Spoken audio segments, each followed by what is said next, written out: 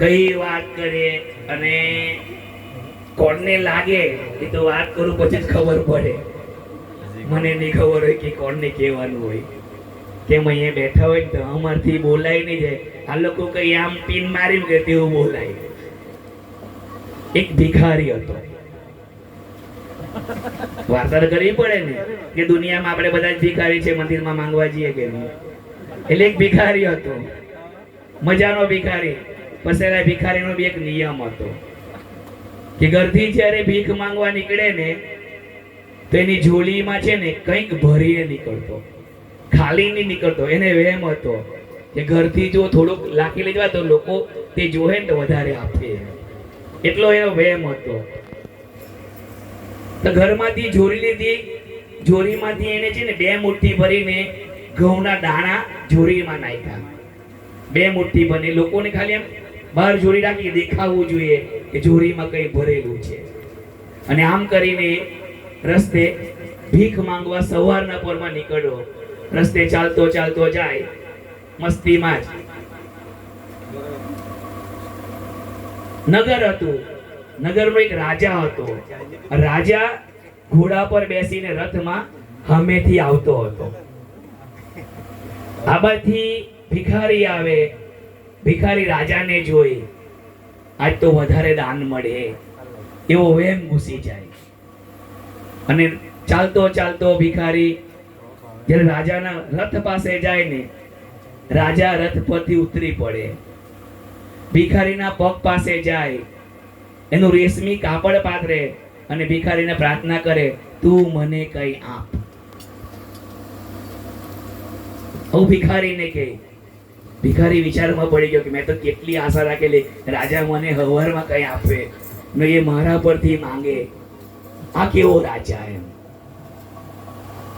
તો બી હવે રાજાને નાતો પડાય ને કે પોટલું તો ભરેલું દેખાય છે, પેલું કઈ હતું ને.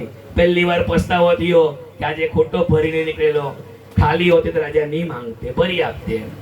એટલે ભરેલું જોયું તો એને શું કર્યું, ધીમે રહીને થોડાક દાણા 10-15 દાણા એ ઘઉંના રાજાના મખમલ પર પાથરી લીધા. લે એમ કરીને રાજાએ તે ઉચૈકા, એની પોટલી વાયરી, ભિખારીને તારો ખૂબ આભાર એમ બોલ્યો, રથમાં બેસી નીકળી ગયો. ભિખારી દરબારમાં ફરતો ફરતો તો ગયો ગામમાં. એને ભીખ બી બહુ મળી, વધારે પડતી ભીખ મળી. પોટલું તો ભરાઈ ગયું તો બી એક નિશાસો નાખ્યો, સાલા મારા 10-12 દાણા રાજા લઈને જ્યાં કીધો. દોષ દેતો ગયો, આખું જોરી ભરાઈ ગઈ. તમે મગજમાં એક તકલીફ તો હતી કે મારા 10 દાણા ઘઉંના રાજા લઈ ગયો. આટલો અફસોસ કરતો કરતો ઘરે ગયો અને ઘરે પોટલું મૂકી દીધું. નાઈ ધોઈને ફ્રેશ થયો, પછી પોટલી ખોલી અને પોટલીમાંથી કંઈક જોયું કે માત્ર 10 દાણા જ ઘઉંના એ સોનાના નીકળ્યા. ત્યારે ભિખારીને એક વાત ખબર પડી કે મેં આખી પોટલી પર ને કેમ દાન નહીં કરી દીધેલું.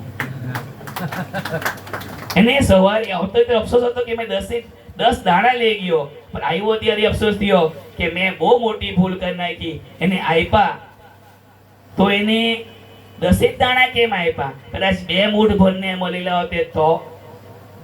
એ વાસ્તવમાં ભગવાન ભિખારી સ્વરૂપે બી આવીને તાર પર માંગીને તને કઈ આપી જાય ને તું જેટલું આપે ને એટલું તારો ભંડારો એ ભરી દે. એટલે આપવામાં જરાક બી સંકોચ નહીં રાખવાની. કેમ? ભગવાને તારી જોરી ખાલી રાખેલી નથી, ખાલી તું આપતો નથી. જે તું ખાલી નિસંકોચ આપી દે ને તો તારા ઘરે તો તું ઘરે પહોંચે ને એટલે હોના ના જ આવે. ભલે તું હમણે આપે પણ આપ્યા પછી અફસોસ નહીં કરવાનો. એટલે જે આપે ને પછી રાજા સ્વરૂપે બી આવે અને કોઈ માણસ સ્વરૂપે બી આવે, આપી મૂકવાનું અને આપ્યા પછી અફસોસ નહીં કરવાનો. એ તો બમણું જ મળે. ભિખારીની જ વાત કરીએ, આપણે ભિખારીની વાત કરીએ, આપણે ભીખની વાત કરી, કોઈ બીજી વાત કરીએ.